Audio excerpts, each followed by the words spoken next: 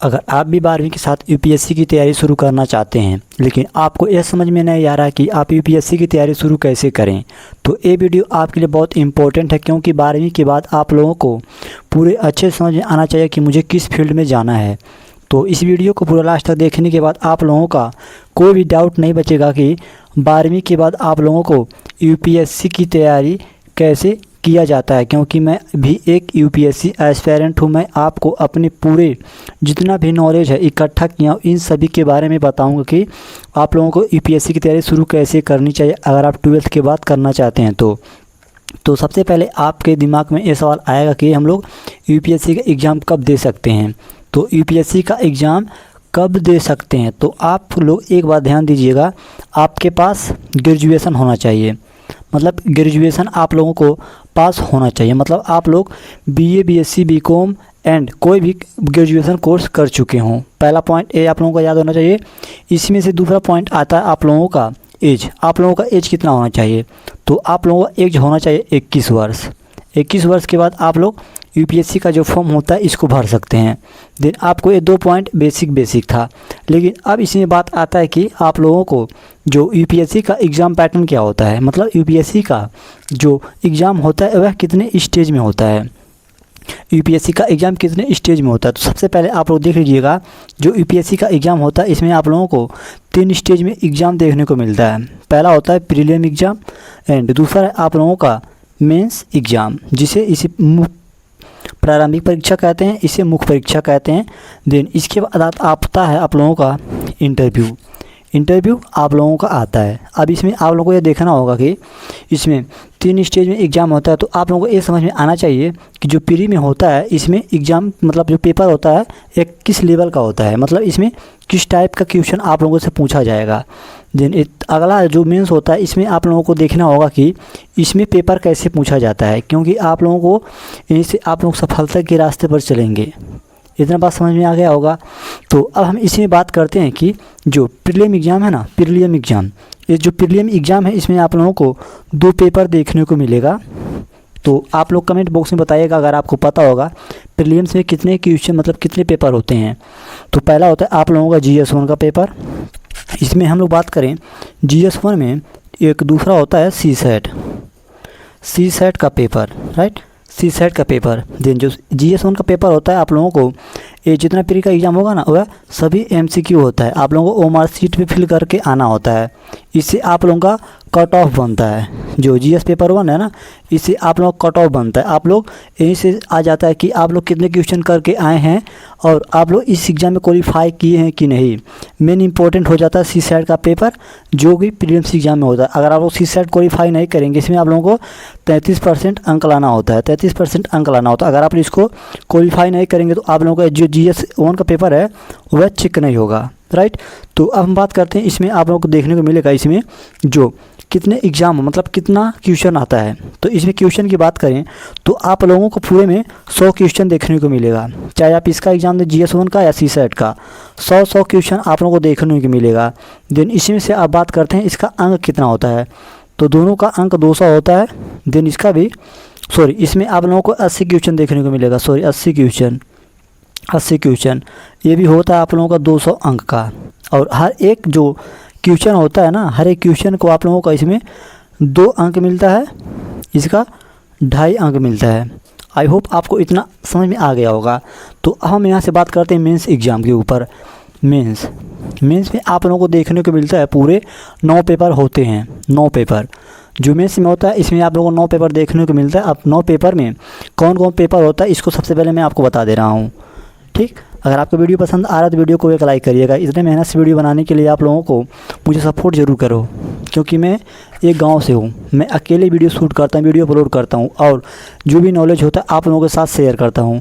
मैं कोई टीचर नहीं बल्कि एक स्टूडेंट हूँ जो कि आप लोगों को गाइड कर सकता हूँ। इतना मेरे पास नॉलेज हो चुका है कि मैं आप लोगों को गाइड कर सकता हूँ, आप लोगों को सही रास्ते पर ले जा सकता हूँ, ठीक। तो इसमें 9 पेपर आप लोगों को देखने को मिलेगा। दिन इसमें जो 2 पेपर होता है ना, 2 paper, first paper and second paper, इसमें आप लोगों को भाषाई पेपर देखने को मिलता है। भाषाई मतलब लैंग्वेज का पेपर देखने को मिलता है। एक आप लोग कंपलसरी इंग्लिश का पेपर होता है, इंग्लिश का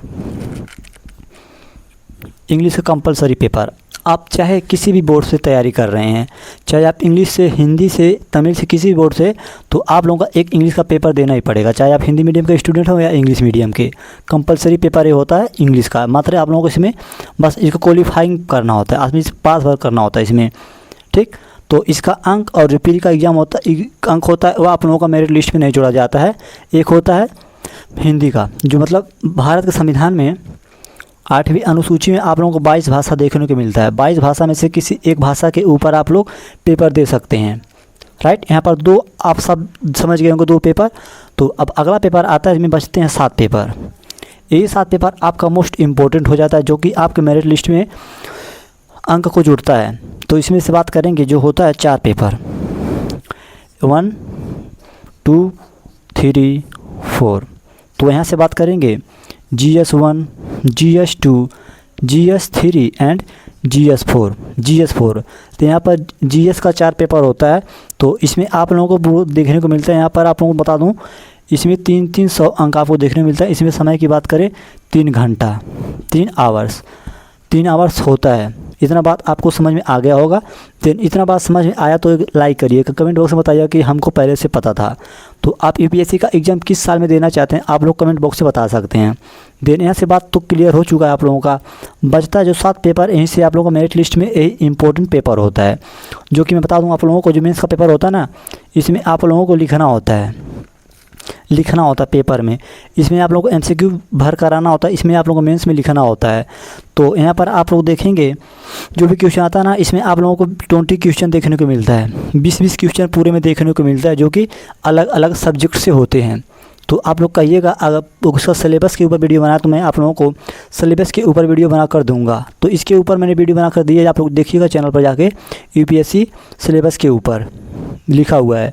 देन इसमें बात करते हैं हम लोग, 250 अंक का आपको पेपर होता है, 250 अंक का हुआ होता है, 250 अंक का GS2 होता है, 250 अंक का GS3 और 250 अंक का आप लोगों का फोर्थ GS4 पेपर।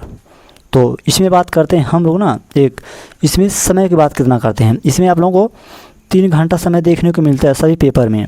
आप लोग एक दिन में आ जाएंगे तो 2 पेपर आप लोगों को देना ही पड़ेगा। आप लोगों को एक दिन में 6 घंटे लिखना होता है। तो इसीलिए मैं कह रहा हूँ आप लोगों को, आप जितना हो सके उतना लिखने की प्रैक्टिस करें। यहीं से आप लोगों को सिलेक्शन का खुल जाता है। देन यहीं पर आप 2 बचते हैं कितने, वहाँ पर तो 7 पेपर है, यहाँ पर आप लोगों को 4 पेपर तो GS का हो गया। अब बचता है 3 पेपर। 3 पेपर में आप लोगों को देखने को मिला एस्से का, एक एस्से का पेपर, मतलब निबंध लिखना होता है। आप लोगों को कोई भी टॉपिक दे देगा, इस पर आप लोगों को निबंध लिखना होगा। अब यहाँ से ऑप्शनल का पेपर आता है, ऑप्शनल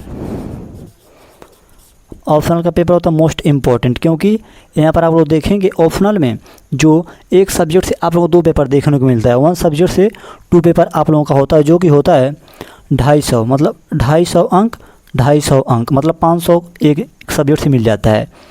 तो इसमें से आप कोई ऑप्शनल चूज कर सकते हैं। जैसे आप लोगों को देखने को मिला geography, political science, history and sociology, Hindi साहित्य, इन सभी सब्जेक्ट को आप लोग अपना ऑप्शनल सब्जेक्ट बना सकते हैं, ठीक। तो इतना बात आपको समझ में आया, मैं पूरे अपने आप को यहाँ पर जो है ना, इसको पूरा अच्छे से समझा दिया हूँ कि यूपीएससी का एग्ज़ाम पैटर्न क्या होता है। अगर आप इस सभी को पास कर लेंगे तो आप लोग जाएंगे इंटरव्यू में। इंटरव्यू आपका होगा 275 अंक का, 275 अंक आप लोगों का इंटरव्यू होगा। इतना बात आपको समझ में आ गया। अब मैं बात करता हूँ आप लोगों को स्टार्ट कहाँ से करना है, जो यूपीएससी की तैयारी स्टार्ट कहाँ से करना है। ये सबसे इम्पोर्टेंट बात यह है कि आप लोग यूपीएससी का सिलेबस आप लोग यूपीएससी का एग्ज़ाम पैटर्न जान चुके। अब आपको यह पता होना चाहिए कि यूपीएससी का जो तैयारी है इसको कहाँ से स्टार्ट करें। तो इसको स्टार्ट करने के लिए मैं आपको बता दूं, सबसे पहले तो आप लोगों को NCERT पढ़ना होगा। NCERT बुक्स को पढ़ना होता है। NCERT बुक्स को पढ़ना होता है, जो कि होता है 6 से 12 तक। 6 से 12 तक का जो NCERT बुक होता है, इसको आप लोगों को पूरे अच्छे से पढ़ना होगा। देन अब इसके बाद NCERT आप लोग कंप्लीट हो जाएगा तो आप लोगों को एडवांस लेवल का बुक पढ़ना होता है। जैसे NCERT में आप लोगों को geography, political science, history and sociology and economics जो सब्जेक्ट होते हैं इन सब को आप लोगों को पढ़ना होगा। देन जब आप लोग एडवांस लेवल का बुक पढ़ेंगे तो इसी को आप लोगों को पढ़ना, जियोग्राफी का एडवांस लेवल का बुक, पॉलिटिकल साइंस का एडवांस लेवल का बुक, हिस्ट्री का एडवांस लेवल का बुक। हिस्ट्री को तो 3-4 भागों में बांटा गया है, इसके ऊपर मैं अलग से कभी वीडियो बनाऊंगा। इतिहास को कितने भागों में बांटा गया है, ठीक, इतना समझ में आ गया। देन ये सबसे इम्पोर्टेंट ये बात हो जाता है, यूपीएससी की तैयारी कर रहे हैं या करने वाले हैं आप लोग, तो आपका एक टाइम टेबल होना चाहिए। टाइम टेबल बनाकर रखिएगा, क्योंकि टाइम टेबल इतना इम्पोर्टेंट है। आपको इस समझ में आया गया मुझे किस सब्जेक्ट को कब पढ़ना है और कितना समय देना है, और हम लोगों को मेरा कौन सा सब्जेक्ट वीक है, तो आपको इतना समझ में आया होगा। मैंने आपको पूरी गाइड बता दिया, एग्ज़ाम पैटर्न के बारे में बता दिया, स्टार्ट कहाँ से करना इसको बता दिया। और एक इम्पोर्टेंट बात बता दूँ आप लोगों को, अगर आपको यह समझ में नहीं आ रहा है का क्वेश्चन किस टाइप का आता है, क्वेश्चन आप लोगों को किस टाइप से पूछा जाता है, तो आप लोग एक काम करिएगा, जो यूपीएससी का पीवाईक्यू होता है ना, यूपीएससी का पीवाईक्यू, इसको आप लोग एक बार देख लीजिएगा। आपको ये समझ में आ जाएगा कि यूपीएससी आखिर में क्वेश्चन कहाँ से पूछता है, क्वेश्चन किस चैप्टर से पूछता है, किस सब्जेक्ट से, किस टॉपिक से, और कौन सा जो चैप्टर आप लोगों के लिए इम्पोर्टेंट हो जाता है वो बताता है आप लोगों का पीवाईक्यू। इसलिए पीवाईक्यू को एक बार ज़रूर देखें। आशा है आपको इतना वीडियो पसंद आया होगा।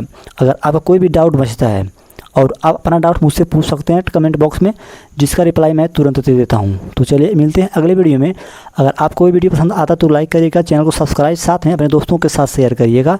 देन आप यूपीएससी का एग्ज़ाम किस साल में देना चाहते हैं कमेंट बॉक्स में ये भी बताइएगा। तो मिलते हैं अगले वीडियो में, तब तक के लिए नमस्कार, जय हिंद।